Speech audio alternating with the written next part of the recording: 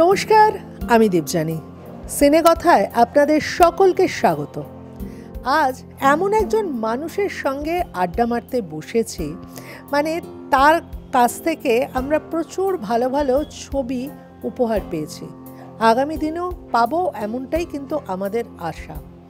তিনি কিন্তু বেশি কথা বলেন না, তার কথা চলচ্চিত্রের মাধ্যমেই আমরা তার সমস্ত কথা জানতে পারি। আর আজ আমার সঙ্গে আড্ডায় রয়েছেন আমাদের সকলের প্রিয় পরিচালক প্রভাত রায়। প্রথমেই তোমাকে জানাই আমাদের চ্যানেলের তরফ থেকে স্বাগত। ধন্যবাদ। আবার তো চিত্রনাট্য একটা তৈরি হচ্ছে, তো কি ভাবনা চিন্তাটা আছে, দেখা যাক কি হয়, এখনই সেটা বলবো না আমি। ও 50 বছরের জার্নি তোমার। এর আগেও আমরা তোমার থেকে প্রচুর কথা তোমার থেকে শুনেছি, তোমার জার্নির কথা, কিন্তু একটা সময়ের পর এসে সেই জার্নিগুলোর দিকে যখন ফিরে তাকাও তখন কেমন লাগে? ভালোই লাগে, কারণ জার্নিটা অনেক দুঃখ, কষ্ট, যন্ত্রণার মধ্যে থেকে অনেক সুখ, শান্তি, আনন্দ পেয়েছি। দুরকমই আছে, দুটোই পেয়েছি। আমরা যখন চলচ্চিত্রের মধ্যে দিয়ে কিছু দেখি, যে গল্পগুলো দেখি, সেগুলো তো রিয়েল লাইফ থেকেই তো সেই গল্পের টুকরো টুকরো নিয়েই তো সেই একটা 3 ঘন্টা 2 ঘন্টার মধ্যে গল্পটা সাজানো হয়। সেই গল্পগুলোই যখন নিজের জীবনে আসে বা নিজের জীবন থেকে নাও, সেই জায়গাটা যদি একটু দর্শকদেরকে বলো। প্রথমত যে কোনো গল্পই আমাদের যদি ফ্যান্টাসি না হয়, কাল্পনিক না হয়, তাহলে বেশিরভাগ মানুষের জীবন থেকেই গল্পগুলো আসে। তো এরকম গল্প আমার জীবন থেকেও অনেক আমি নিয়েছি। যেমন আমি লাঠি ছবিটা বলতে পারি। লাঠিটা আমি তখন ডেকে বেড়াতে যেতাম সমিত ভঞ্জের সঙ্গে, মর্নিং ওয়াক করতে যেতাম। তো সেখানে দেখলাম একদিন 4-5 জন বৃদ্ধ মিলে এবং হারানদাস ব্যানার্জি মিলে কেক কাটছেন। তো আমি হারানদাকে জিজ্ঞেস করলাম, হারানদা কেক এখানে কেন কাটছেন, কী ব্যাপার? তো বললো যে আমাদের যারা বয়স হয়ে গেছে, বুড়ো হয়ে গেছি, তারা বাড়িতে জন্মদিন পালন হয় না, এনাদের এই যে তারা আছেন আমার সঙ্গে, তা আমরা জন্মদিন পালন এখানে করি, যার যখন জন্মদিন হয় এখানে নিয়ে কেক কাটি। এই একটা ঘটনা আমাকে ভীষণভাবে নাড়া দিয়েছিল, তার থেকে লাঠি গল্পটা তৈরি হয়েছিল। নানান ঘটনা দেখে, নানান সিচুয়েশন দেখে আমরা গল্প তৈরি করি, অন্তত আমি করি, আরও অনেকে করেন জানি না। জীবন থেকে গল্প নিলে সেগুলো অনেক মানুষের মনে দাগ কাটে, কারণ আফটারঅল আমরা তো জীবনটাকে দেখতে চাই ছবির মধ্যে দিয়ে। সেই যদি জীবন থেকে গল্প নিলে আমার মনে হয় সেটা অনেক ভালো হবে ফ্যান্টাসি না করে। যে স্টোরিগুলোর কথা আমরা শুধু প্রভাতদার কাছ থেকেই জানতে পারবো। আমরা সেরকমভাবে এরা ধরে যে নায়ক নায়িকাদের সঙ্গে তোমার কাজ হয়েছে, তুমি যদি আমাদেরকে সেই ঝলকটা বলো। মানে ধরো উত্তমবাবু, বা তুমি তখন বম্বেতে রয়েছো, বম্বে থেকে আসছো, মানে যে জিনিসগুলো তোমাকে ভীষণভাবে নাড়া দেয় আজকের সময় দেখে, সেরকম যদি একটা ঘটনা আমাদেরকে তুলে ধরো। প্রথমত বইটা তো বেরোচ্ছেই, ক্ল্যাপস্টিক, তাতেই দেখতে পাবে সবাই। তবু তুমি জানতে চাইছো, তখন বলতে পারি, একটা ঘটনা বলতে পারি। সেটা হচ্ছে উত্তমদার জনপ্রিয়তা। মানে ওই ধরনের জনপ্রিয়তা আমি আজ পর্যন্ত কোনো শিল্পীর মধ্যে দেখিনি। আমরা শুটিং করতে করতে কি আশায় বাঁধি খেলা ঘর গানটা পিকচারাইজ করতে করতে আমরা নদীতে ওই লঞ্চ নিয়ে যাচ্ছি। তো করতে করতে অন্ধকার হয়ে গেছে, সন্ধে হয়ে গেছে, সূর্য ডুবে গেছে। এবারে যে লঞ্চটা নিয়ে যাওয়া হয়েছিল সেটা ছিল কলকাতার লঞ্চ। মানে ড্রাইভার সে খাল ঠিক চেনে না, কোন খাল দিয়ে বেরোলে কোনখান দিয়ে আবার জায়গায় সন্দেশখালিতে পৌঁছবো। সন্দেশখালিতে আমাদের ক্যাম্প ছিল, রিসর্টটা ছিল। তো ক্রমশ যত অন্ধকার হচ্ছে, ও রাস্তা গুলিয়ে ফিরিয়ে এদিক ওদিক করে আরও খালের মধ্যে দিয়ে সুন্দরবনে জঙ্গলের মধ্যে ঢুকে যাচ্ছে। ওদের বাঘের ডাক শোনা যাচ্ছে তখন রীতিমতো। আর লঞ্চের মধ্যে উত্তমদা রয়েছেন, শর্মিলা ঠাকুর আছে, উৎপলদা আছে। মাঝে মাঝে মজাও হচ্ছে যে টাইগারের দেশে এসেছি, শর্মিলাকে বলা হচ্ছে, শর্মিলা হ্যাঁ তোমাদের ডাকছে টাইগার, এইসব হচ্ছে। কিন্তু ভয় পেয়ে গেছে সবাই।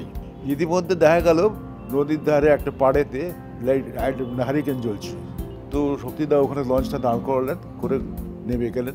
খানিকক্ষণ পরে একটা লোক ধামায় করে মুড়ি নিয়ে আর চা নিয়ে এলো, এসে বললো আপনারা খান, আপনাদের আমি পৌঁছে দেবো।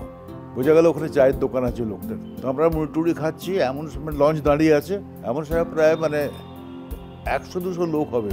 তার চিৎকার, গুরু গুরু গুরু গুরু গুরু। আমরা পর্দা ফেলে দিয়েছিলাম আগে, পর্দা সরিয়ে দেখেই প্রায় 100-200 লোক দাঁড়িয়ে হারিকেন হাতে দাঁড়িয়ে আছে, গুরুকে দেখবে, উত্তমদাকে দেখবে। তো সেই উত্তমদাকে আবার উপরে পাঠানো হলো, রকের উপরে ডেকেতে।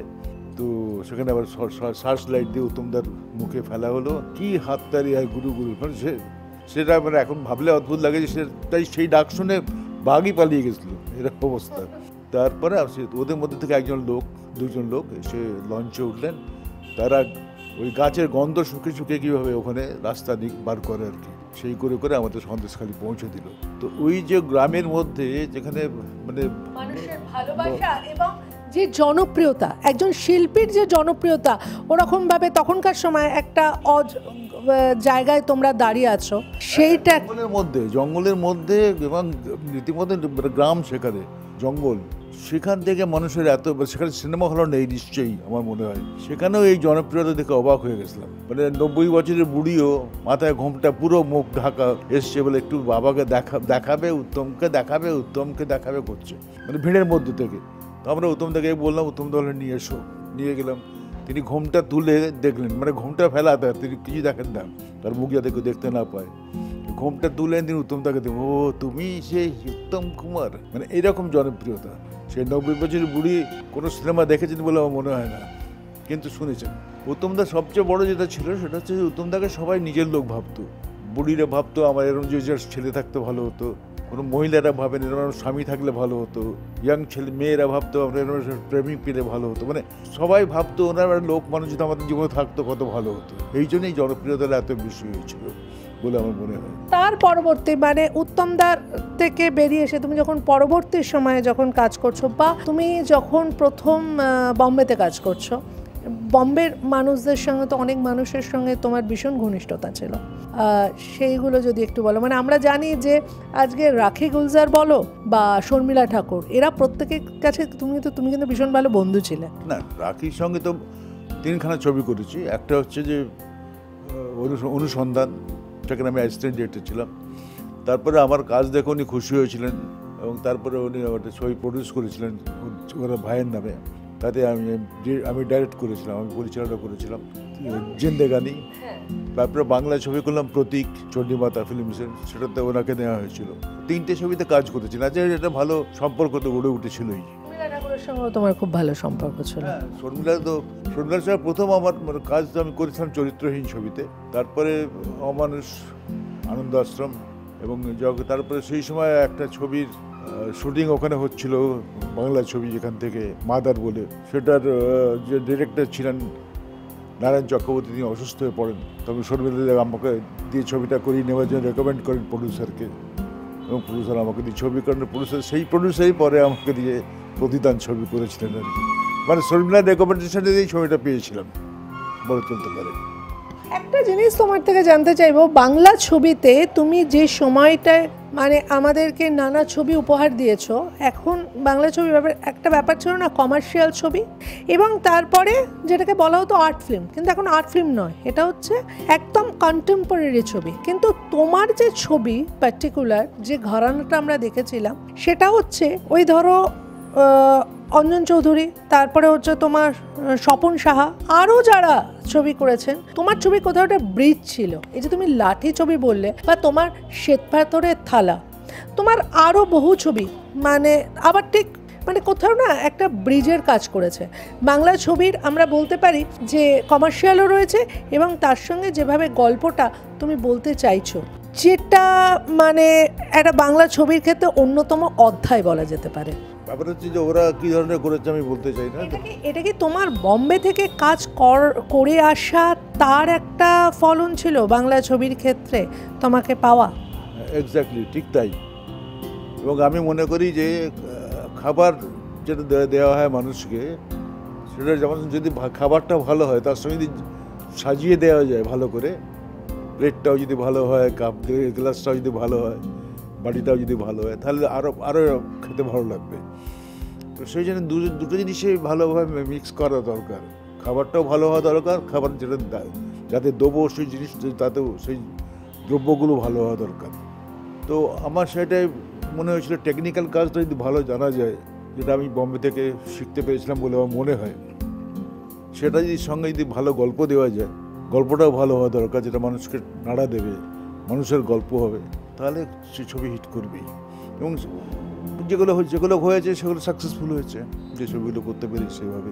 পরবর্তী এরা ধরে যে কাজ করেছো বিভিন্ন মানে উত্তমবাবুর পরবর্তী যে সমস্ত হিরো হিরোইন আছে, তুমি বুম্বাদার সঙ্গে অনেকগুলো কাজ করেছো। তাপসদা এবং চিরঞ্জিত দা তো মানে ছেড়েই দাও, একটা সময় সুপার ডুপার হিট ছবি এবং স্টার, যেটা তোমাকে ভীষণভাবে আকৃষ্ট করেছে তাদের এই কাজের দিকের বৈশিষ্ট্যগুলো, আমি সেই জায়গাটা তোমার থেকে জানতে চাইছি। না, তারাও ভালো অভিনেতা সব। তাপস পাল তো খুব ভালো অভিনেতা, চিরঞ্জিত খুব ভালো অভিনেতা, চিন্তির সঙ্গে অনেকগুলো ছবি করেছি। প্রসেনজিৎও ভালো আর্টিস্ট, ভালো শিল্পী, তার সঙ্গে অনেকগুলো কাজ করেছি। ভিক্টর ব্যানার্জি খুবই ভালো আর্টিস্ট, ভালো অভিনেতা, ভিক্টরের সঙ্গে অনেকগুলো কাজ করেছি। তো সকলের সঙ্গে কাজ করি, সকলের মধ্যেই অভিনয় ক্ষমতা যথেষ্ট আছে, কিন্তু ওই একটা কথাই, উত্তমবাবুর মতো পপুলারিটি, জনপ্রিয়তা কারোর দেখিনি। তোমার কাজের মধ্যে তো উত্তম কুমারের একটা প্রভাব তো আছেই, এটা পরিষ্কার, এবং তার সঙ্গে অনেকের সঙ্গে তুমি কাজ করেছো, কাদের প্রভাব তোমার জীবনে ভীষণভাবে পড়েছে, তোমাকে খুব প্রভাবিত করেছে? না, প্রত্যেকেই ভালো অভিনেতা, আমি বললাম প্রত্যেকেই ভালো অভিনয় করেন, কিন্তু উত্তমদার জায়গায় তখন নিতে পারবে না। ওই জায়গায় আজ এত বছর হয়ে গেছে, উত্তমদাকে কেউ বলতে পারেনি। তোমার হাত ধরে কিন্তু প্রচুর নতুন নায়ক নায়িকা, যারা মানে তখন তারা নতুন ছিল, আজকে তারা বিগ বিগ স্টার। হ্যাঁ, এইটা তুমি খুঁজে পাওয়া বা এই যে ধরো এখনকার থেকে তখনকার যুগে এটা পাওয়াটা একটু টাফ ছিল। এখন তো আমাদের ফেসবুক, ইনস্টা, টুইটারের যুগ। ফেসবুকে কোনো অভিনেতা অভিনেত্রী যারা হতে চান তারা অনেক কিছু তাদের ফেসবুকে দেন, সেটা থেকে মানুষ জানতে পারে, এবং আমরা দেখি যে অনেকেই সেরমভাবেও তারা কাস্টিং হয়, যারা ছবি করবেন, নির্মাতারা যারা খুঁজছেন তারা এরমভাবেও ছেলেমেয়ে জোগাড় করেন। এখন অনেক ইনস্টিটিউট হয়ে গেছে। তোমার এই কাস্টিং ব্যাপারটা কে করতো? আমার কাস্টিংটা অনেকটাই আমার স্ত্রী করেছে, জয়শ্রী। উনি এই সমস্ত বিজ্ঞাপনের ছবি টবি বেরোতো, সেগুলো দেখতে তো দেখে দেখে আমি বলতো একে নাও ওকে নাও।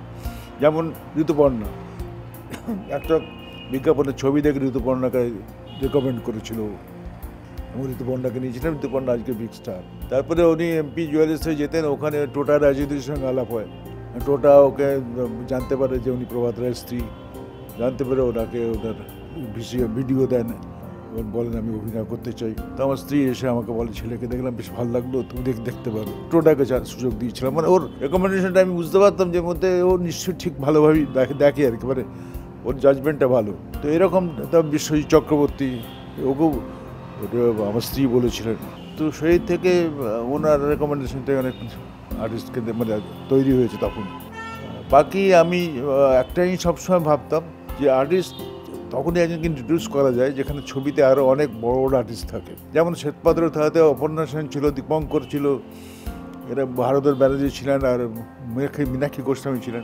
সেখানে একজন নতুন আর্টিস্টকে ইন্ট্রোডিউস করে দিলে সে বেরিয়ে যাবে, মানে তাকে লোকে একদম ছ্যাঁচা করবে না বা ছুঁড়ে ফেলে দেবে না।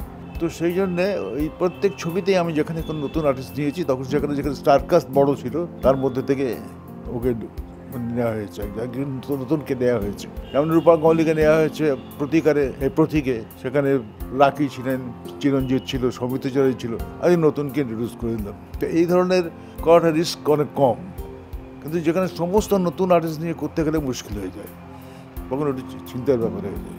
একটা জিনিস, আজকে অনেক ওয়ার্কশপ হয়, আজকে ফিল্ম স্কুল হয়েছে, তোমাদের সময় কিন্তু এই ব্যাপারটা এতটা ছিল না।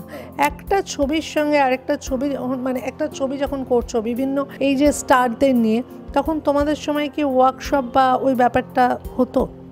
আমি নিজে করতাম, নিজে তাকে ওয়ার্কশপ মানে নিজে ট্রেন করতাম।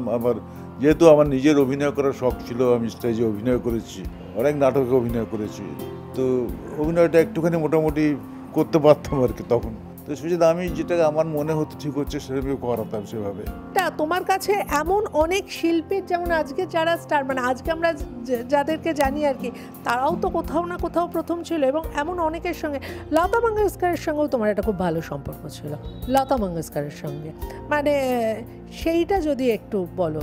লতাজি, আমি যখন শক্তিদার অ্যাসিস্ট্যান্ট ছিলাম তখন শক্তিদার তো অনেক গানেই, প্রচুর ছবির গানই লতা মঙ্গেশকর গিয়েছেন, তো তখন আমি রেকর্ডিংয়ে যেতাম, সেই থেকে আলাপ হয়েছিল। তারপর যখন আমি আমার নিজের ছবি প্রতিদান করছি, প্রতিদানে একটা গান ছিল মঙ্গল দ্বীপ জেলে, যেটা অনেক স্কুলের প্রার্থনার সঙ্গীত হিসেবে ব্যবহার করা হয়। সেই গানটা উনি যখন গাইতে এলেন, ওনাকে ওয়াপিলারি নিয়ে এলো ওনাকে, উনি গানটা গাওয়ার সময় আমাকে দেখুন, আরে তুমি তো ও শক্তির অ্যাসিস্ট্যান্ট ছিলে, তাহলে হিন্দিতে বলতে না, হ্যাঁ আমি এখন ডিরেক্টর হয়ে গেছি। বলো তোমার ছবি এটা? বলে হ্যাঁ। তো তোমার প্রথম ছবি? না হ্যাঁ প্রথম ছবি। তো উনি গানটা গাওয়ার পরে যখন প্রডিউসার পয়সাই দেখলেন, উনি বললেন না টাকা আমি দেবো না, অ্যাসিস্ট্যান্ট ডিরেক্টর হয়েছে, আমার ভালো লাগলো, আমি বিনা পয়সায় গাইবো গানটা। তো সেই গান বিরাট হিটও হয়েছিল। এবং গানটা লেখার মূলত একটা মজার ব্যাপার হচ্ছে যে গৌরীপ্রসন্ন মজুমদার অনেক লিখেছেন গান, মানে গানটা নিয়ে লেখা দিয়ে করেছেন, কিন্তু পছন্দ হচ্ছিল না আমারও হচ্ছিল না, প্রডিউসারের হচ্ছিল না। তো একদিন জুহু বিচেতে বেড়াতে একটা সিগারেটের প্যাকেটের সাদা কাগজ তুলে নিয়ে তাতে গৌরীদা লিখেছিলেন যে মঙ্গলদ্বীপ জেলে অন্ধকারে দু চোখ আলোয় ভরে প্রভু, লিখে সেটা নিয়ে বলতে এই লাইনটা পছন্দ হয় না, খুব ভালো। তো সেই গানটা তারপরে তৈরি করা হলো মঙ্গলদ্বীপ জেলে, এবং সেই গানটা এত বিখ্যাত হয়ে গেল, অমর হয়ে গেল। শিল্পী শুধু নয়, তুমি মানে অভিনেতা অভিনেত্রী নয়, তুমি অনেক গায়ক বা মিউজিক ডিরেক্টরকেও সুযোগ দিয়েছো তোমার পরবর্তী কাজগুলোর মধ্যে দিয়ে। কবির সুমনকে নিয়ে কেউ ছবি করেছেন কিনা আমি জানি না, গল্পটা নিয়ে চিত্তচক্র সুবোধ ঘোষের, তখনই আমার গল্পটা ভীষণ ভালো লেগেছিল এবং খুব রোমান্টিক গল্প লেগেছিল। তো ওর গানটা আমি ছিলাম যে গানগুলো একটু অন্য ধরনের হোক, তো কবির সুমনকে ঠিক করা হয়েছিল। এবং প্রত্যেক গান যারা গিয়েছিলেন তারা সব এখানকার শিল্পী, বম্বের কেউ নেই। নচিকেতা, লোপামুদ্র, স্বাগতা লক্ষ্মী, এদের দিয়েও ছবির গান অনেকে গাওয়াটা আমি গাইয়েছিলাম। তো গান প্রত্যেকটা গানে হিট করেছিল, খুব হিট করেছিল। তো সেটা ছবির হিট করার মূল একটা কারণ, গান ভালো হলে ছবিটা ভালো লাগে। একটা জিনিস জানতে চাইবো, তখনকার এখন মানে রেশারেশি নয়, যেমন নায়ক নায়িকাদের মধ্যে একটা কম্পিটিশন থাকে, ডিরেক্টরদের মধ্যেও তো থাকে। তোমাদের সময় ডিরেক্টরদের সঙ্গে কীরকম মানে একটা অ্যাটমসফিয়ার বা ইন্ডাস্ট্রির অবস্থা কেমন ছিল? একই রকম, যেটা তুমি বললে, উত্তেজনা তো ছিলই। একদিকে অঞ্জন চৌধুরী, তারপর সুজিত গুহ, বীরেশ চ্যাটার্জি, তারাও ছিল, আমিও ছিলাম। ভেতরে হয় কাজের মধ্যে একটা প্রতিযোগিতা থাকেই, একটা কম্পিটিশান থাকেই, তো সেটা ছিল, নিশ্চয়ই ছিল, থাকা স্বাভাবিক। তো ছিল সেরকম। তোমার আজকের যে সমস্ত ছবিগুলো দেখো, বা কোনটা মনে হয় আজকের শিল্পীদেরকে যারা নায়ক নায়িকা হচ্ছে, মানে তুমি যখন যেভাবে তৈরি করতে নায়ক নায়িকা, তাদের জন্য কোনো কিছু বলবে আজকে যাদের ছেলে মেয়েদের জন্য? না, অনেক ভালো ভালো শিল্পী এসছে, যেমন আবিরকে আমার খুব ভালো লাগে, আবিরের কাজ। তারপরে ঋত্বিক চক্রবর্তী খুব ভালো অভিনেতা, বেশ ভালো অভিনয় করে। অফ টাইমে ওটিটি দেখা হয়, মানে সেখানে বড় কথা যে ছবিগুলো হচ্ছে সেগুলো আমি লন্ডনে দেখি, কারণ লন্ডনে আমি রিভিউ কমিটিতে আছি। তো সেগুলো লন্ডনে দেখানো হবে কি না দেখার জন্য আমাদের 4 জন একটা গ্রুপ আছে, সেই গ্রুপটা দেখি আমরা, তারপরে ওকে করলে তখন সেটা দেখানো হয় ওখানে। আমরা তো চাইবো তুমি আবার ছবি করো এবং একটা কোনো কিছু তোমার দর্শকদের জন্য উপহার দাও। আমরা এটা বিজ্ঞাপনেও নাকি তোমাকে পাবো, এরকম একটা ভাবনা চিন্তা শুনেছি আর কি। সেটা আমার মেয়ে বলতে পারবে, একতা, ওকে জিজ্ঞেস করলে ও বিজ্ঞাপনে আমাকে নিয়ে যাচ্ছে। প্রভাত দা, একটা তুমি তো অনেক ছবির চিত্রনাটক করেছো, তেমন কি কোনো তোমার কি আগে তো বিজ্ঞাপনের তোমার কাজের অভিজ্ঞতা ছিলই আর কি? বিজ্ঞাপনের অভিজ্ঞতা ছিল না, অ্যাকচুয়ালি একদম নতুন এই কাজটা। আমার মেয়ে একটা বিজ্ঞাপন কোম্পানি আছে, তো একতা, তো সে সিনেমার বিজ্ঞাপন করে, তারই একটা বিজ্ঞাপনে প্রথম আমি কাজ করলাম। কেমন লাগছে সেটা? মানে দেখো, বয়স একটা নাম্বার মাত্র, এবং তোমাকে দেখে আমরা সেটা বারবার বুঝেছি, কারণ একটা সময় কাজ করা, তারপরে সেখান থেকে কাজ স্টপ করা, এবং তারপরে অসুস্থতা, আবার ফিরে এসে নতুন উদ্যমে এভাবে আবার উঠে জয়েন করা। এই উদ্যমটা তো আমাকে একটা দিল, আমার মেয়েই দিয়েছে। আমি কোনোদিন অ্যাড করিনি, আর লিখেও নি কিছু। ও আমাকে একটা বললো, ও একটা অ্যাড করছে, সেটা চিত্রনাট্য করতে বললো, স্ক্রিপ্ট করতে বললো, মানে ডায়লগগুলো করে দিতে বললো। তো আমি করলাম, বেশ ভালো লাগলো। কেন আমাদের টাইমটা ছিল 2.5 ঘন্টার ছবি যখন করতাম, ফিচার ফিল্ম 2.5 ঘন্টার, আর এটা 1 মিনিটের মধ্যে করতে হবে, মানে একটু ইন্টারেস্টিং। 1 মিনিটের মধ্যে একটা কমপ্লিট করা ডায়লগ দিয়ে, ছোট্ট ঘটনা। তো এটা প্রথম অভিজ্ঞতা হলো আমার। আর ঠিক এইখানে এই যে যেমন প্রশ্নটা তুমি আনলে, 2.5 ঘন্টার আগে ছবি ছিল, আর এখন কিন্তু ছবির ডিউরেশন অনেক কম করতে হয়। সেটা অনেকগুলো কারণ থাকে, সেটা কোনো একটা কারণ নয়। তো এই জায়গাটা অ্যাজ এ ডিরেক্টর তুমি কিরমভাবে দেখো? সেটা কি শুধুই যুগের পরিবর্তন নাকি মানসিকতার পরিবর্তন? মানসিকতার পরিবর্তন নিঃসন্দেহে। আগে যে লোকে যে সময়টা দিতে পারতো জিনিস দেখার জন্য 2 ঘন্টা 2.5 ঘন্টা, সেখানে এখন যদি 1 ঘন্টায় দেখানো যায় খুব খুশি হয়। মানে সব কিছু তাড়াতাড়ি করতে ভালোবাসে লোকে আজকাল। তোমরা আগে যখন কাজ করতে এই সময় তো এত প্রচারের মাধ্যম ছিল না। এখন তো প্রচার পুরো মুঠোফোনে বন্দি। এখন তো সোশ্যাল মিডিয়া হয়ে গেছে মানুষের। সোশ্যাল মিডিয়ার মধ্যে দিয়ে সে জানতে পারছে তার আগামী কাজ বা সমস্ত কিছু। তোমাদের সময় এটা ছিল না। কিন্তু অ্যাজ আ ডিরেক্টর এবং এই জগতে যেভাবে মানুষের মন নিয়ে তোমার যখন কাজ, সেটা যখন চলচ্চিত্রের মধ্যে দিয়ে মানুষকে তুমি দেখাতে, এটা তোমার কাছে কতটা প্রাসঙ্গিক বলে মনে হয়? মানুষের সময় এখন অনেক কম, মানুষ সবসময় দৌড়চ্ছে এখন। যেটা আগে হয়তো অনেকখানি সময় দিয়ে ছবিটা দেখতে পারতো, বসতে পারতো, এখন সেখানে সেটা তার মাথায় আরও 10টা কাজ রয়েছে, আর আরও মানে 10টা কাজের ব্যাপার রয়েছে, তাকে দৌড়তে হবে আরও 10 জায়গায়। তার মধ্যে থেকে সে ছবি দেখে বা আনন্দ যেটুকু নেওয়ার নেয়। তো সেখানে জিনিসগুলো ছোটো করলে তারা দেখতেও পারে এবং দেখে আনন্দও পায়। অনেক জীবনে কাজ হয়েছে, 50 বছরের অভিজ্ঞতা, কিন্তু তাও একটা জিনিসকে কখনো মনে হয় ইস আরেকবার যদি এই ছবিটা করতাম, আমার ফেলে আসা এই ছবিটা যখন করেছিলাম, তাহলে এই সিনটা হয়তো আমি এভাবে করতাম, বা কোনো আফসোস? হ্যাঁ, নিশ্চয়ই। মানে প্রতি মুহূর্তে মানুষের মানসিকতা চেঞ্জ হয়। সত্যজিৎ দা একটা স্ক্রিপ্ট লিখেছিলেন একবার 1 বছর আগে, 1 বছর পরে তার মনে হলো স্ক্রিপ্টটা খুব বাজে। শুধু সত্যজিৎ দা না, প্রত্যেকের। আমারও অনেক স্ক্রিপ্ট আছে যেগুলো আমি আগে লিখেছি, সেগুলো এখন মনে হয় খুব বাজে, প্রাসঙ্গিক নয়। তো সেটা হবেই, মানে যুগ পাল্টাচ্ছে, সময় পাল্টাচ্ছে, মানসিকতা পাল্টাচ্ছে। এমন তো অনেক চিত্রনাট্য রয়েছে যেটা আর কি চলচ্চিত্র রূপ পায়নি। তা সেই চিত্রনাট্যগুলো কি কোনো ডিরেক্টর বা কাউকে দেওয়ার কোনো প্ল্যান, বা আগামী দিনে সেটা যাতে চলচ্চিত্রে হয়, সে তার মতন করে নিল, কিন্তু মূল স্ক্রিপ্ট তোমার রইল? হ্যাঁ, ইচ্ছে আছে সেরকম 2-একটা গল্প তৈরি করা আছে, চিত্রনাট্য করা আছে। যদি কেউ ইন্টারেস্টেড হয় আমি নিশ্চিত তাকে দেবো। ধন্যবাদ, কারণ আজকে তুমি আমাদেরকে অনেকটা সময় দিয়েছো, এবং আগামী দিনে আমাদের এই আশা হয়তো থাকবে তোমার থেকে আরও যদি কিছু পাই। কিন্তু তুমি দর্শকদেরকে লাস্টে কি বলবে? আমি চেষ্টা করব আবার আপনাদের মাঝখানে ফিরে আসার, এবং ইচ্ছে তো আছেই। এখন দেখা যাক শরীর এবং সময় কীভাবে কী করে। তবে একটা কথা, আমরা চলচ্চিত্রে প্রচুর চলচ্চিত্র তিনি আমাদের উপহার দিয়েছেন, কিন্তু তার আবারও যে কথাটা বলছি, মানে অনেক গল্প, অনেক অজানা কথা যেগুলো চলচ্চিত্রের মধ্যে দিয়ে নয়, বইয়ের মধ্যে দিয়ে কিন্তু আমরা আগামী কিছুদিনের মধ্যেই জানতে পারবো।